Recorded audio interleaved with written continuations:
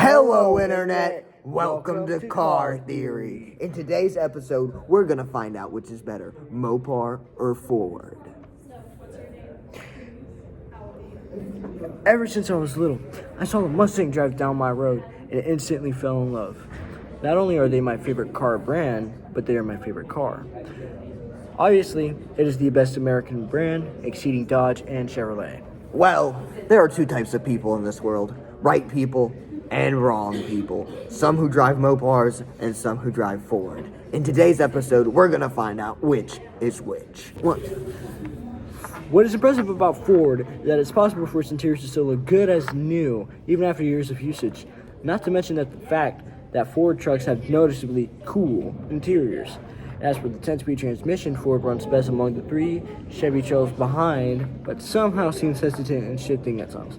Simultaneously, Ford trucks seem to get it done correctly and smoothly the first try. Dodge Ram ranks last here, obviously, compared to Dodge versus Ford and Chevy. But it's all due to the minor issues in the engine, transmission, and weight have contributed to the fact that it runs slower than the two. But then again, it's a minor issue.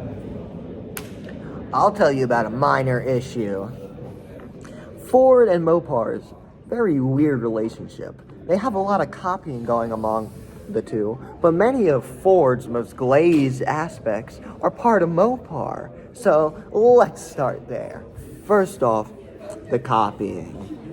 One of Ford's most iconic vehicles, the Mustang Boss 302, happens to have a hemispherical engine, which was popularized by Chrysler in the 1950s, and is one of the most iconic engines of all time, being seen in the Roadrunner, the Charger, the Dart, the Barracuda, the Dodge Royal, the Chrysler 300C, and many more, and also still present in modern day with the Hellcats and their trucks, until they did the EV thing, but we'll talk about that later. Designs. Many of Ford's designs often copy that of Mopar, most prevalent in the 1965 Fury and the 1967 Ford Fairlane. Almost identical, and as you can see, one came out 2 years earlier. Also seen with their Torino. In their racing Torino, they also copied like the front vehicle on one of the most iconic cars of all time, the Plymouth Superbird. So, want to talk about that, Mr. Ford? Nope, not going to let you talk, because it's my turn to talk. You know what else? Shelby. What was Ford's big thing? Shelby Mustang, Shelby Cobra. Shelby Ooh, GT500. yeah, all those cool things. Guess who left Ford and came right over here to Mopar and did a lot more revolutionary stuff with us, I might add. Shelby Dakota, first performance V8 truck. That was pretty cool. So, also the Model T, all you Ford people.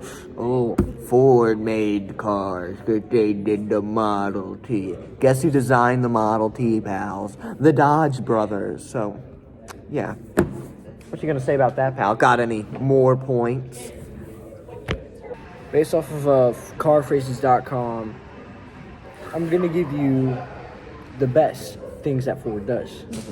Towing, Ford. Because the F-150's hybrid pushability, luxury option, the Ford Expedition, platinum trim with best tech, classic appeal, Mustang, iconic design, like have you seen in John Wick. More classic appeal, Mustang, iconic design, with the Ford F-150 being the top safety pick, plus. Classic, iconic design. Mopar has the biggest pop culture lasting of any design in any car ever. So, I don't know what you're talking about. And that's my next point. Mopar's lasting iconic image in film. And just a normal pop culture. But we'll start with this. The 1969 Charger. Everyone knows this car. It's in Fast and Furious. It's in Dukes of Hazzard, the General Lee. Ford copied it with the Mercury Cougar.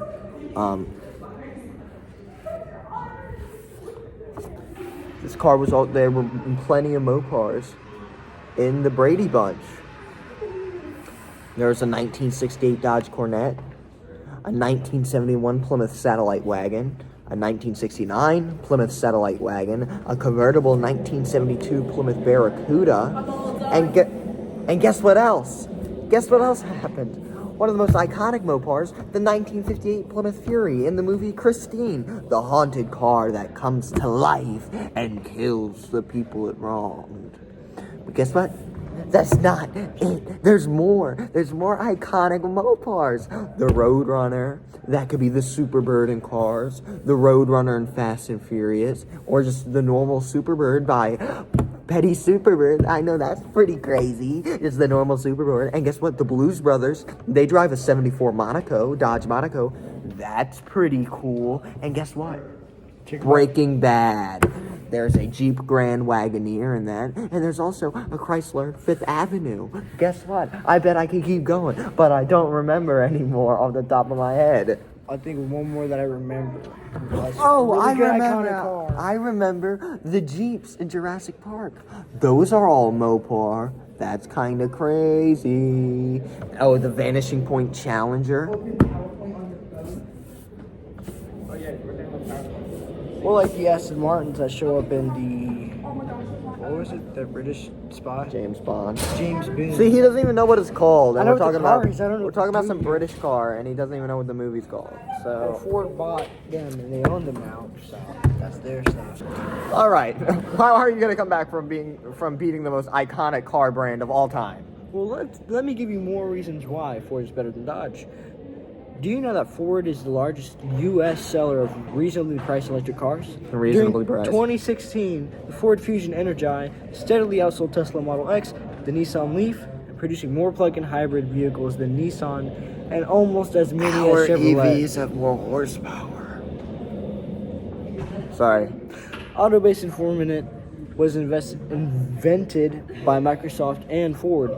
Unfortunately, the 2007 released first-generation models received negative early evaluations, but of course, innovators must be willing to assume that risk. The Ford Sync technology has been panned by automotive critics for being difficult to use and having poor quality. However, Ford's third-generation Sync 3 system is still receiving favorable reviews almost 10 years later. External cameras have evolved over time, from being usual to being commonplace in luxury categories. Ford spent time developing this feature, and the result is an excellent outside camera. This 360 camera feature enables parking and easy maneuvering low speed in confined spaces. Additionally, it contains a rear camera that is extremely useful for full-size trucks with the help of moving display line. This camera directs the car to a trailer hitch. You done? Yeah. He thinks he's more innovative. He's wrong. Chrysler and Mopar have had some of the most innovations of all time. Also, more luxury options. We have Chrysler Pal. I've seen in lines. We have Chrysler Pal. That's like the most luxury it was. If you had a Chrysler back in the day, you were a high baller. We have Aston Martin. Now. We've had Chrysler the whole time.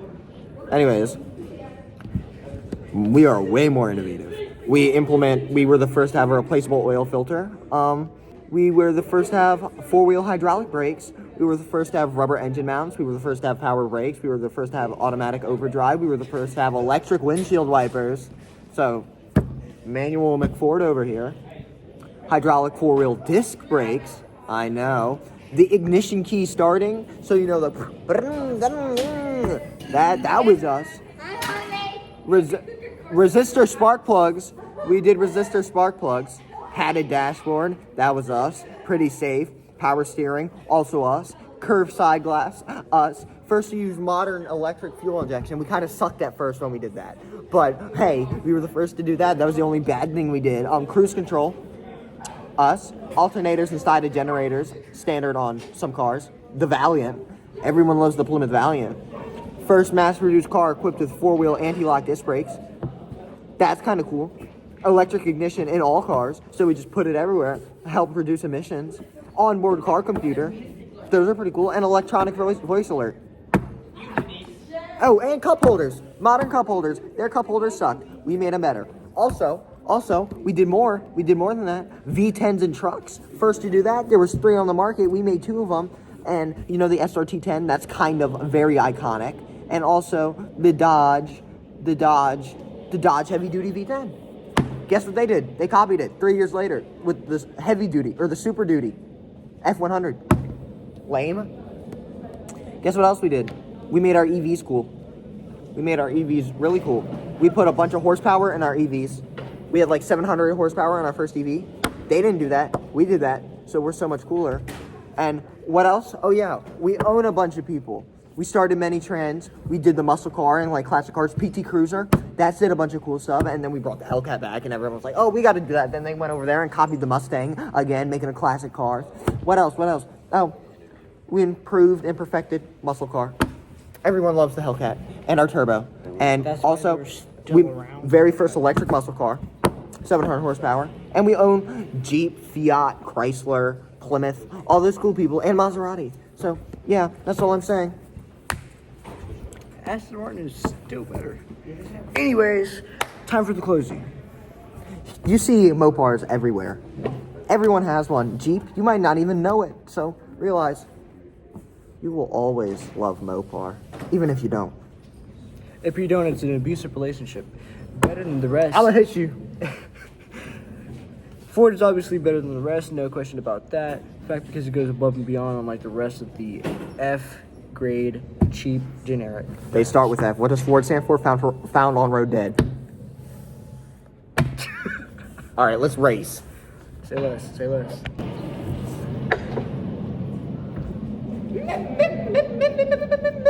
I put a Hellcat in a PT Cruiser.